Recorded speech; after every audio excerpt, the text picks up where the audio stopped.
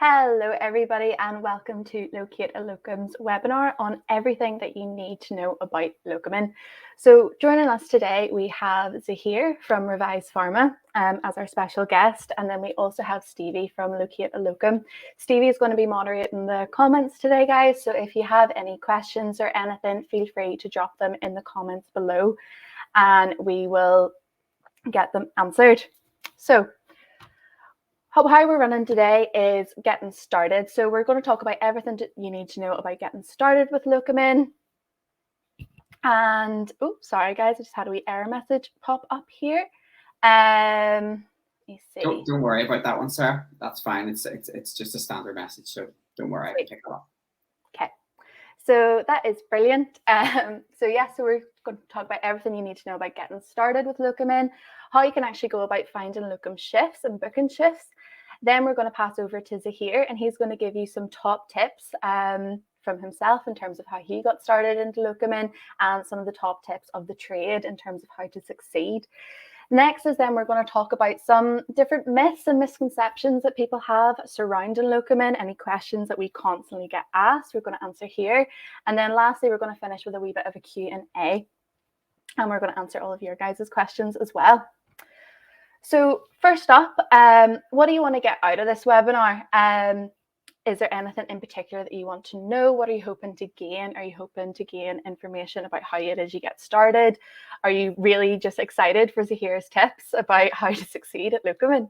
Let us know. Just pop them in the comments below. And if you have any other questions or if there's anything that we haven't covered yet, please feel free to drop them below and we can add this to the webinar as well. So first things first is getting started. Now, this is arguably the most time-consuming part of getting started with locuming. To hear you're nodding. Have you struggled with this as well? Somewhat, so, yeah. It wasn't so much with Locate Locum. It was more than the external setting up, which took definitely a longer period of time than the Locate Locum setup. But it's you've got to do it, and once it's done, it's done. Exactly, that's it. So as Zaheer rightly said, once it's done, it's done. So it's best to sort of get yourself organized at the start, and then you really don't have to worry about it. So the first thing that you have to do is you need to get all of your essential documents together. Now, these vary ever so slightly depending on if you're a pharmacist, if you're a dispenser. If you want full details, visit locatealocum.com, and we've got checklists on our site to keep you right.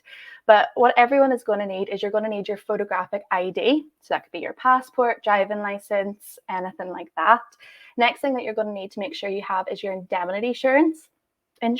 Then you're going to need to have your enhanced DBS check, your police checks, and then finally you need to have your GPHC registration number. Now, if you gather all that and have that to hand, your registration process will go a lot quicker and you'll be able to get started a lot faster. It just takes that little bit of organization at the start. And as I said, once it's done, it's done. The other thing that you might want to consider as well is actually getting registered with some of the larger chains. So for example, the likes of Boots, Asda, Lloyd's, they all have ever so slightly different processes in terms of getting registered with that particular pharmacy. So if there's a pharmacy or anything like that you're wanting to locum with fairly regularly, we recommend going through the process at the beginning to register with that pharmacy, just so you're able to book shifts a lot faster.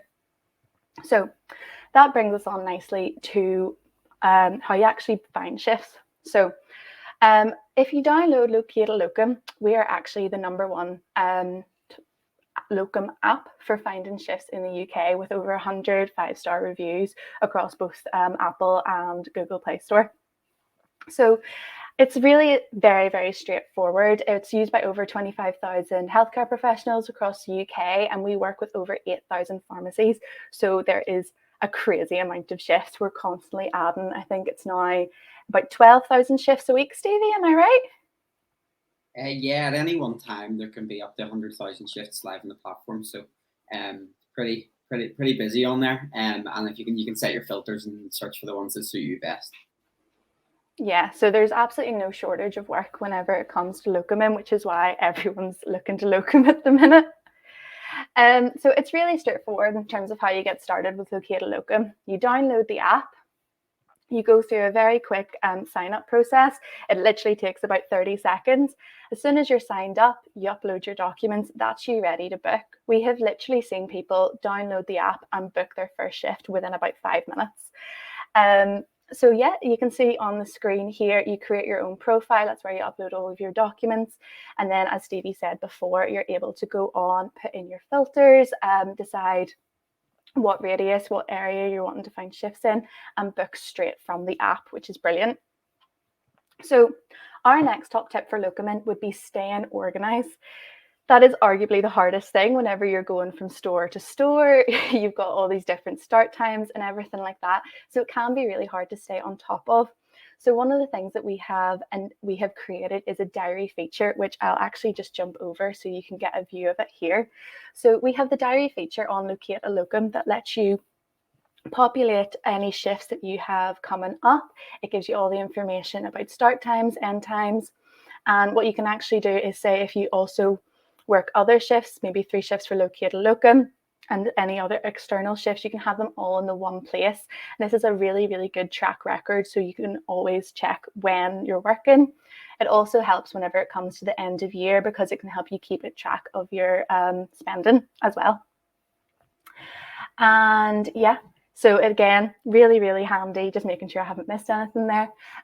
Really handy because it helps whenever you're doing your accounting at the end of the year. You've got a live, you have a live record of what it is you've earned in any given month, which is brilliant as well. So again, once you download the app, you have live shift information, so at any one time. So it's brilliant because as soon as a shift is filled, it's actually removed from the app. So you never have to worry about whether or not that shift's already been taken, because if it's been taken, it won't appear. And you can manage everything just straight from your mobile. You're able to search, apply, and book straight from the app itself. So I'm going to pass you over quickly here to Zaheer, and he is going to talk through how he got started into Locuming and his locum journey so far. Hello, everyone. So I'm Zaheer from Revised Pharma. I'm sure many of you follow the page and you're on the group chats. So a little bit about myself. So I don't know if some of you know, I only kind of did my training year from 2019 to 2020. Now, after 2020, because of the whole pandemic, we weren't really able to just do the exam and then go on the register as you would be doing this year, or as some of you might have done in the past years. But what happened to me was I was on the provisional register. When I was on the provisional register, you weren't really allowed to locum. But what I was able to do was basically, because I didn't want to work full time, I just wanted to kind of keep the money in whilst I could revise for the exams. I asked one pharmacy if I could be like a relief for them. They said, sure, we'd be happy. And that was the first pharmacy I kind of spoke to, and they were like, sure, £16 an hour. And I was like, yes, perfect. I'll take it. £16 an hour. That's £6 more an hour than what I was earning as a trainee pharmacist. Gets to November, and I'm thinking, you know what, £16 isn't fair. It's not what it is for me. So I started messaging around, and actually my old trainee pharmacist, my old trainer, my tutor basically, he messaged me one day and was like, oh, would you rather be a relief here? We'll give you £23 an hour. I was like, perfect. Okay. Jumped over £23 an hour. Now I'm like, okay, well, this is a big jump up, and I'm happy here. I'll be happy to just relieve here for as long as I want to. Then I started hearing, I had already started hearing about what real, fully qualified locums were getting. And I was like, okay, bit weary about, are they actually going to be earning such high shifts for so long? Because I was hearing from other pharmacists that, I'm getting £35 an hour, I'm getting £40 an hour. And I was like, okay, I just can't wait to go on the register and basically try my luck on apps like Locate a Locum. Anyway, so on April 2021, joined the register, passed the exam, as I'm sure most of you are glad, hence why a lot of you actually use my educational material. And then I actually got a phone call from Locate a Locum, and they were like, we're looking for pharmacists and we've got shifts for £40 plus. Would you consider working any of those shifts? So I was like, hold on, how long will this £40 an hour go on for example? Is it like long term? And the person I was on the phone with were like, well, we've got, as Sarah mentioned earlier, there's like a high abundance of shifts, like the work is always there. So anyway, I decided to basically, I had a weekend off as a relief for the place that I was working at for £23 an hour. And because I had the weekend off, literally the Thursday night, I remember right before I went to sleep, I went on Locate a Locum, and then I just applied randomly to the highest paying shifts. And then I woke up the next morning and I had literally been accepted for the Saturday and the Sunday to work like 40 to £45 an hour. So I was like, oh, like I was a bit annoyed because like I had basically thrown away my weekend because I didn't really think that I'd be accepted. But turns out, you know, it was as easy as you just click apply. If you can negotiate, and it's basically that easy to do it with Locate a Locum. And I basically ended up leaving the place that I was relieving for to just locum through Locate a Locum. And the lowest rate that I've taken so far is £40 an hour. So I'm quite happy with that. Go to the next. So my top 5 tips when you're locuming, and as you can see from my journey, I used to jump at the first opportunity. I recommend you don't do that because normally when you jump at an opportunity, you're normally kind of like promising the person that you're taking the opportunity from some sort of longevity, like, okay, fine, I'll be your relief. But it looks quite bad if you take someone on and then 2 weeks down the line you want to leave, and then you kind of almost feel like you're tied into some informal contracts, basically. So first thing I do, look around. If you don't really see something that's going, okay, that's perfect, then don't take it. Kind of just like do your background research, carry on looking to basically make an informed decision. My second point is have the confidence to ask the rate that you deserve. What's the worst that can happen? They can just say no. If you ask for the rate that you deserve, then they'll give they'll probably at least increase your rate. So even if you were going to do it anyway at the rate that it was set, if you manage to basically increase it by even, I don't know, a couple pounds an hour, then you're a couple pounds an hour up. So always have the confidence to ask for the rate that you deserve. That's any time you locum, whether it's through Locate a Locum or, for example, for me, when I was dealing with like privately through my old tutor. Another thing that I would say is don't compromise the way that you work based on the rate that you're getting. What I mean by that is if you're going to take a role, be prepared to give it 100%. If you're going in with a mentality of, okay, well, that rate isn't really high enough anyway, so I'm not really going to give it my best, then that doesn't really do, well, the pharmacy profession a lot of justice. It doesn't do the person that you're working for a lot of favors. And it's not, remember, we're patients' first profession. It's not doing the patients any favors either. So if you're thinking, okay, well, that's, you know, I'm not really happy with that rate, so I'm just going to sit in the consulting room and just do all the walk-ins. Why would you do that? If everyone only works for the rates they were happy with, then in turn, the pharmacies and the employers would be forced to basically increase their rates anyway to match your expectations. So yeah, that's another one of my points. And then secondly, understand your accounting. Now, I mean, I learned through basically YouTube how to do my accounting. You might consider it. more time beneficial to just get an accountant. Accountants charge what, like £200 to do a self-assessment on like a self-employed trader, and that £200 to £300 you could make from one locum shift anyway. So some people basically balance it out. They're like, you know what, I'd rather just work the one extra shift and let the accountant deal with it all. That works out more time efficiently, and I can't be bothered to do all the maths. But there are people who like to keep track of everything. So if you are like me and you do want to just do it yourself, it's better to actually look into your accounting more.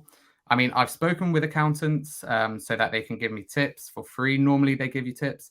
But yeah, out of interest, does Locate Locum have any accounting tools? Yes. I thought in terms of tools, we have like an invoice generator and invoice template. We actually one of the last webinars we did for Locums was with our partner accountants, and they came on and they gave some amazing advice on self-assessments and doing your tax returns, like the expenses that you could claim back. It was unbelievable. So after this webinar, what I'll do is I'll actually send that through to everyone who's registered, because it's actually invaluable. It might even be more specific than the YouTube videos, because obviously it's aimed at locum pharmacists. Yeah, there you go. Well, that's another gem that I didn't realize Locate Locum had until now. So as well as that, my final point would be to set up your locum account in advance. So I think Sarah touched on that. So it does normally take the longest amount of time to not set up with Locate Locum, but the companies like Boots, Lloyd's, they all have like quite lengthy processes. I think Lloyd's, you have to jump through about 26 hoops to actually just get onto the locum register that they have. But yeah, so if you're, for example, coming near the end of your employment somewhere and you're like, okay, well, I'm stopping working at, I don't know, Boots, for example, in 3 months' time, that 3 months is, I would actually say, I probably start looking at setting up with all the different accounts that the pharmacy stores want you to sign up with, because by the time that you've left your current employment, you'll be ready to go. But yeah, so those are my 5 tips. Those are some brilliant tips. So here, I really liked the don't compromise the way you work. We were actually just talking before we came on live here about how small a community pharmacy is. So I think that was a really great point, because people do talk as well. So you would never want to compromise the way that you're working or the way that you're being perceived at all. So excellent point. Yeah, and I mean, like, for example, I know some of the big stores, they actually rank the locum on how they worked. So when it comes to it, if you've gone and you've just not bothered with the way that you've worked, they'll have that on the system, and you'll find it a lot more difficult to find roles as well. Luckily, I never had that problem, because always gave it 100%. But, yeah. I know you're top locum, so you are here. Yes, and then again, I think I forgot to mention before, in terms of if you're having any issues in setting up with any of our different chains or the different multiples, if you visit help.locatelocum.com, there's full guides on how to register with each individual every store. And then also, if you're really struggling, you can always contact our team at info@locatelocum.com, and they'll be able to guide you through the process as well. So next point is debunking the myths. So Stevie and Zaheer, I'm sure you're well aware that there's the same questions that we get asked all the time, all around locuming, and Stevie's laughing because he knows fine rightly what I was going to say. So Zaheer, do you have any questions that you would like to ask us, or anything that you've always wanted some clarity around? Sure. So I even like reached out to a couple of friends, and they kind of like wanted me to ask these questions. But like, for example, who sets the rates for the shifts, and what does a locum agency like Locate Locum, like what role do they play when it comes to setting rates? Yeah, so that is a question, quite rightly, that we get asked all the time. I think the conception often is that Locate Locum sets the rates, but we actually don't. And if we kind of put it like this, we see ourselves as a kind of technology platform that facilitates locums with the temporary shifts. So with this in mind, it's actually the healthcare organisation, in this case the pharmacy, who sets the shift rate, and that's because they also upload the shifts. So 99% of the shifts are actually uploaded by the pharmacy, and then they set the rate. So yeah, it's completely up to the pharmacy. We're a technology platform. We sort of provide locums with the technology in order to get the best rates and the most flexible shifts for their lifestyle. So yeah, that's one we always get asked. Yeah, sure. So when you're applying, so when I click apply, what happens there? Does it go to the coordinator itself, or yeah? So so from the employer side, what will happen is they will get a notification that they've got an application, and they will then be able to see a glimpse of your locum profile, and then they have the ability to accept or decline your application. And what we always say is that, if they've declined your application, it's not based on the quality of your profile. A lot of the times, it's based on the fact that they've maybe got internal cover for that shift, or someone's been moved from a different pharmacy for that shift. So whenever people are often discouraged by the fact that they've maybe had a rejection, we always say, looking at our data, you actually do have to apply for 4 shifts to get 1. That's maybe slightly out of date. It might be 3 to 1, 2 to 1 now, just because of the demand for locums. But looking at the data, that's about the sweet number that we would say. So apply for 4 shifts, apply for as many as possible. I think Sarah covered earlier that our technology won't allow you to be double booked. It just simply won't. So if you're booked into a shift, the other applications will dissolve and they'll no longer appear. So for that same date, that is. Okay, so it's a good bit of technology then. Yeah, it's not bad. We've got our development team are very proud of it. So yeah. That's good. Okay, so also touching on because I know like everyone really just wants to kind of talk about the rates for locuming.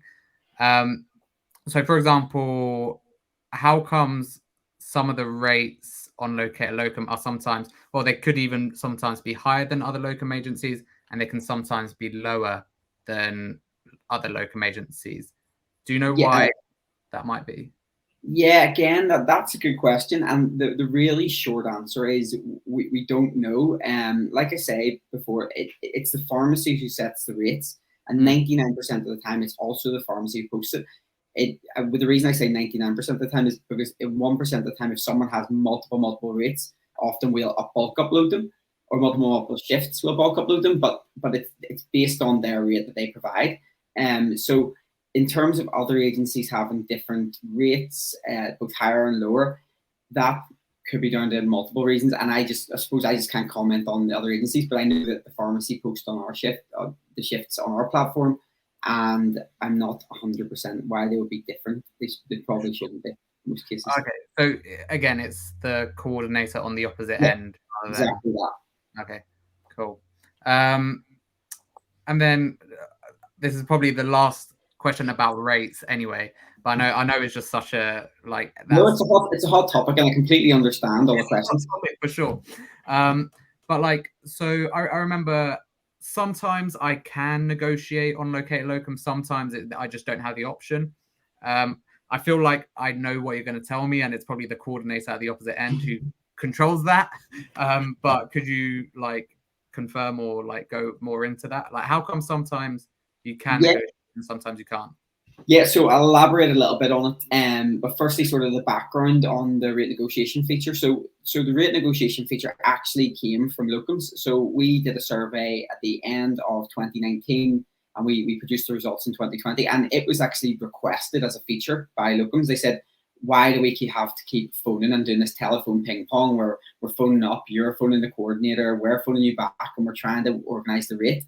There should be something on the app. If like they said, if your development team's so good, then there should be something in the app. And they took that as a challenge, and they went away and they created the rate negotiation feature. So firstly, what this allows you to do is it allows you to submit the rate that you think is fair for a shift, and that rate that you submit goes along with your application to the coordinator, and they can accept or decline that shift.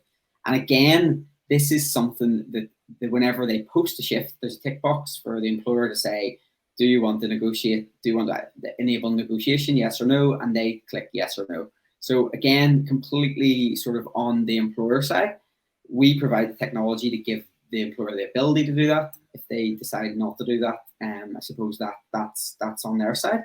But you know, it for us, you know, the negotiation feature was originally developed in order to sort of ease the admin burden for locums, and also ease the admin burden for the coordinators who were picking up the phone calls all the time. So we think it's a great feature, and we do see it on a lot of shifts. Some don't have it, and again, down to the coordinators. But in most cases, it's still on the shifts. Okay. Yeah. Cool. So yeah, that's my last question on rates. But then, so because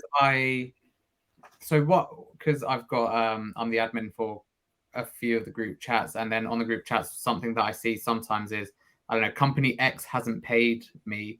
Like, why hasn't, for example, Locate a Locum paid me? And I just want to like clarify through you. So who actually pays the Locum? Like, who's in charge of paying?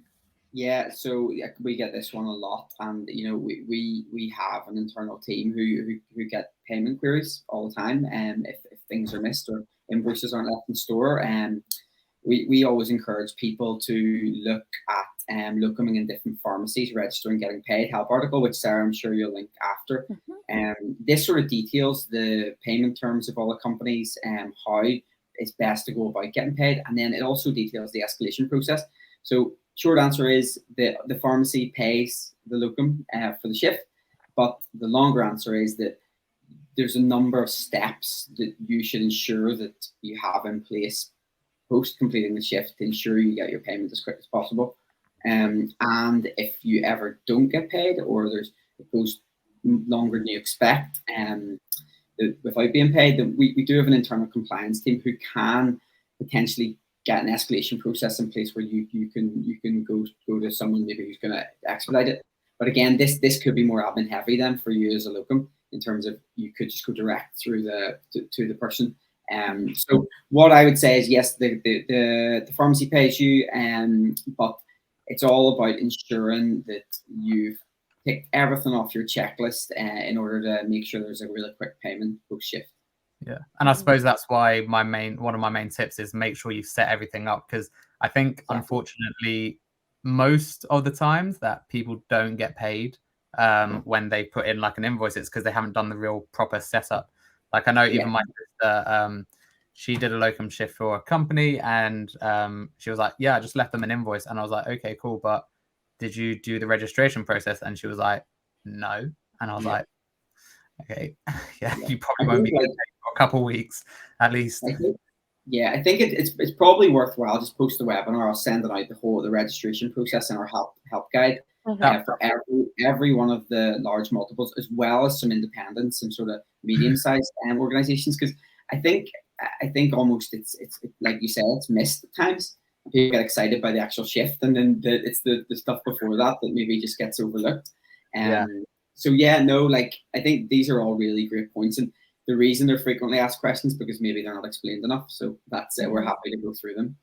Yeah, and I think, like, for example, that document they're going to send through, that link with all the registration processes for the pharmacies, for those who are currently in their training years and you're thinking, well, what can I do at this moment to prepare myself?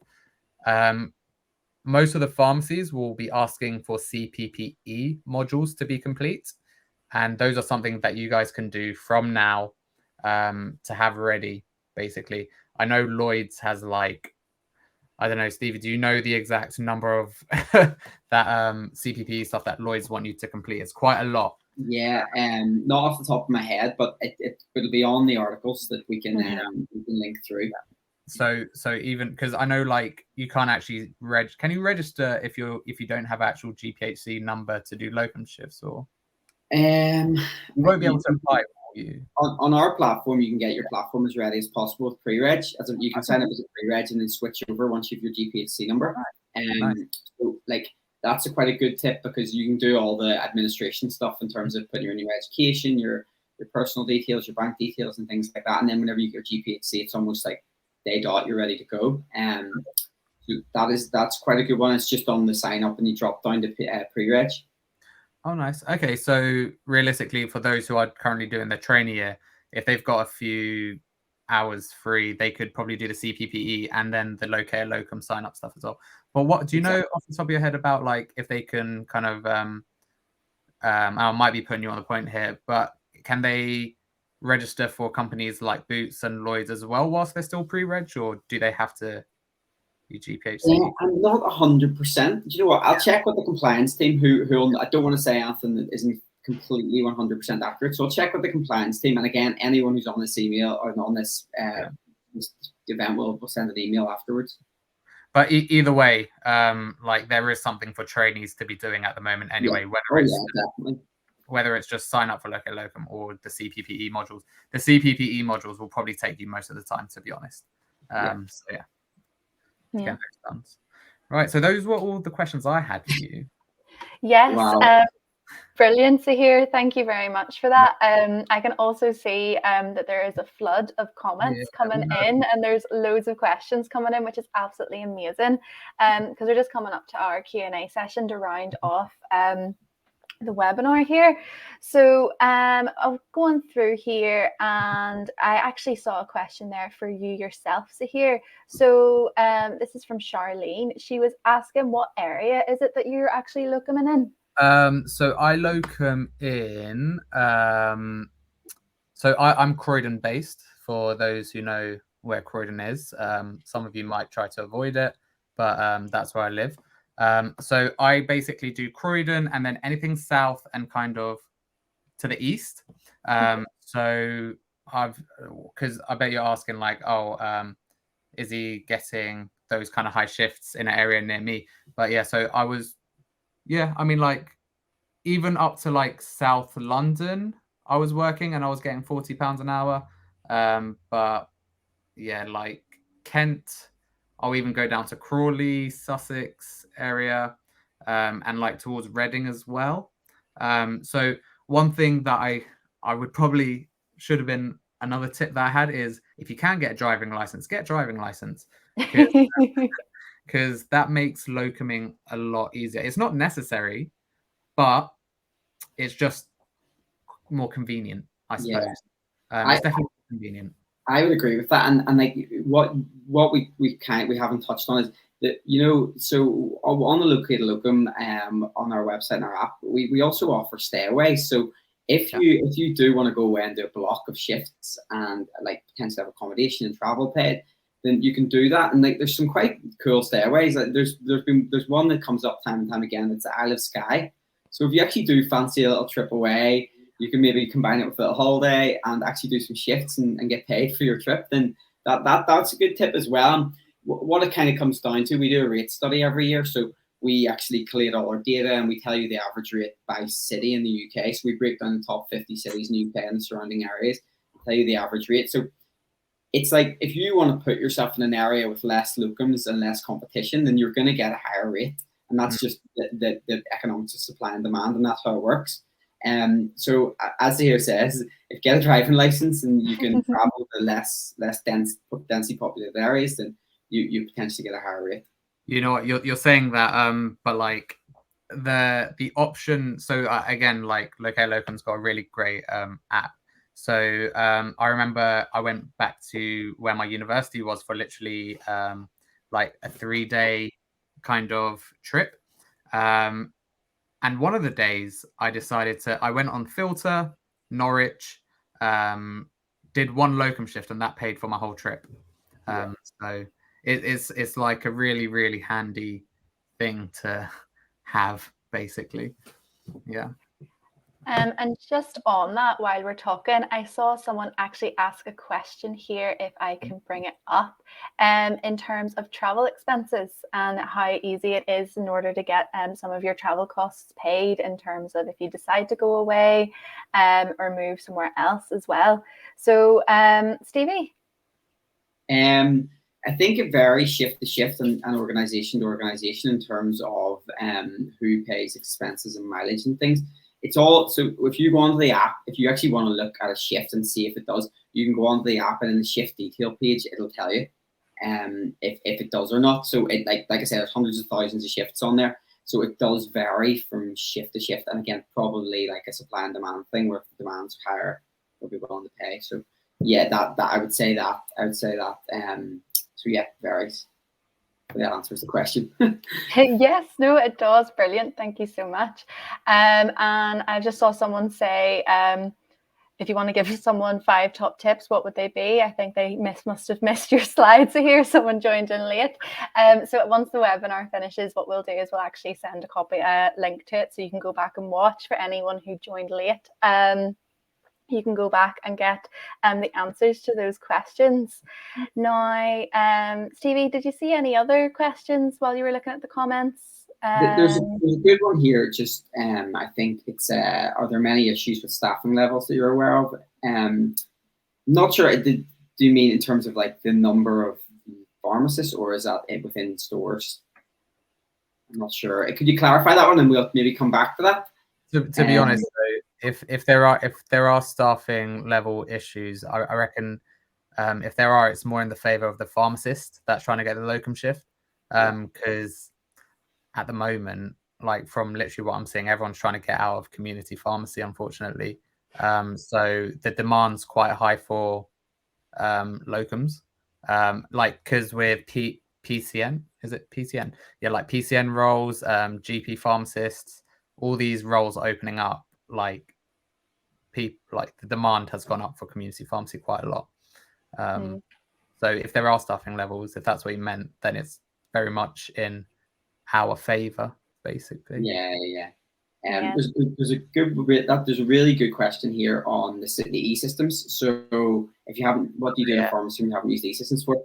From our side, we on the shifts again, if you apply for a locum shift, that it says what system that the organisation uses, and then on our help guides, there's the manuals for the systems. So in worst case, you can look at the manuals, and you can sort of read up on it, on everything.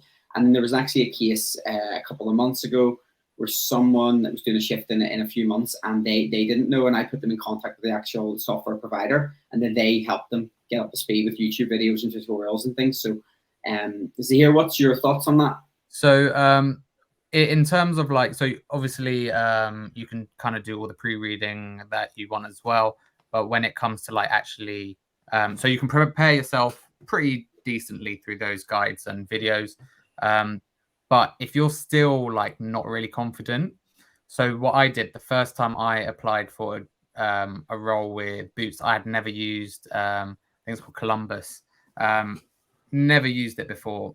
So what I did was, before I applied for the role, I called the pharmacy first and I said, hey, who's going to be working with me that day? And are they pretty well trained on the PMR system? And they said yes, they're really, really good at it.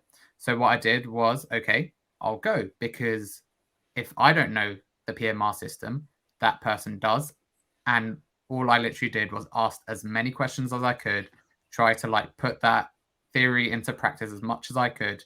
And then honestly, after 1 or 2 shifts, you're going to be up to speed on it, because PMR systems, at the end of the day, they're there to serve the same purpose. They're not too different.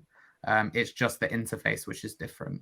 Yeah. So if you're still really not confident, call them first before applying. Be like, will there be someone who's really going to support me there? Will there be someone who's going to support me, going to be there? If there is, just go for it and learn on the spot. That's a brilliant tip to hear. I think a lot of people potentially get put off going to different stores just in case there's fear around not knowing that system. So I think that's a brilliant tip about ringing ahead to see if there's someone can help guide you, because if you don't know a PMR system, you're potentially cutting off a bunch of different shifts you could be picking up. So that's a really brilliant tip. That's the thing. Like, again, if you're not feeling confident about it, what are you going to do? Are you going to literally seclude yourself from all those PMR systems that you don't know, or are you just gonna go for it? And I think you'll probably have a lot more benefit if you just go for it. Yeah, brilliant. There's another one, Sarah, about stairways. What I'll do for this one, Sandesh, is I will send you straight through to the person who looks after our stairways, and they can give you more information post webinar. So we'll pick that up after. Brilliant. And I saw, I still see there's so many more questions coming in, but we're just hitting about 40 minutes. So what I'll do is we've got one here, and I think this will be one that we'll end on. So Stevie, what do we reckon? Are the rates here to stay? We did a rate study, like I say, based on our data, they should stay around the same as they are now. Like I say, it's a supply and demand thing. You know, like Zaheer mentioned, people are moving away from community, which is making more less locums who are there to work. Again, like we were seeing, there's regions in the UK that have always had high rates. Like, so you look at Inverness, every time we do a rate study, it's always an average rate of around £40 an hour. So that kind of feeds into the model. Are they here to stay? It obviously depends on the world situation. Like, you know, COVID had definitely had an impact on it. There were obviously the vaccination centres then again took more people out of community to do the vaccinations. And then obviously people being isolating and having sickness created more gaps for people to fill. So again, like it depends on the world situation. Judging by our data, similar in the first quarter of this year than they were in 2021. So yeah, like I said, we produce a quarterly rate study where we share it out, and it looks pretty steady at the minute. So looks like it's on. I don't know. Yeah, don't know. It can't. You can't look into your crystal ball and see. To be honest, I think it's like that question is something that's like too difficult for locum agencies, for the big pharma companies to even answer. It really just depends on like everything outside of everything in the world that goes on, I suppose. Yeah, we did a webinar and we talked about, like, you know, internal factors that influence rates and external factors, and the external factors are obviously things you don't have control over, and that's like the world situation, you know, vaccinations, COVID, you know, you just don't have control over. There's internal things that do have control over, like more people going through pharmacy school, more people coming out, that's going to impact the rate, and more people passing the GPHC exams. You know, there's lots of things that that'll play into the rate, and it'll be interesting to see what happens, you know. But yeah, it's a very good question. One to think about. But I actually saw, so I don't know if you've heard of Chemists and Druggists. They actually released an article today, literally today. I read that before I came onto this webinar, and they have basically this thing where you can touch the locations, and all of them actually said that there was an increase in locum rates nationwide. So. Yeah, I think that's what our rate study supports as well. You know, there was we broke it down by region and then by top 50 cities. So similar to what Chemists and Druggists were doing. And yeah, there was an increase across the board in the last one we had out. So I think it looks pretty similar in the future data I'm looking at as well. Mm-hmm. Yeah. Well, brilliant. We're just coming up here on 45 minutes, so we're probably going to be bringing this webinar to a close. Thank you so much to Zaheer and Stevie for coming on today. It's been really interesting chatting through all the questions. I'm sure people's ears have really perked up, particularly with all the rates information as well. So we've mentioned a couple of different resources and everything like that. We will send out to you afterwards. I know that we didn't get through all of the questions, but we'll be in the comments later on this evening, tomorrow morning, answering you all and making sure you get all of your questions answered. So thank you all again for joining us, and we will see you on our next webinar. Perfect. Bye. Cheerio. Thank you. Take care, everyone.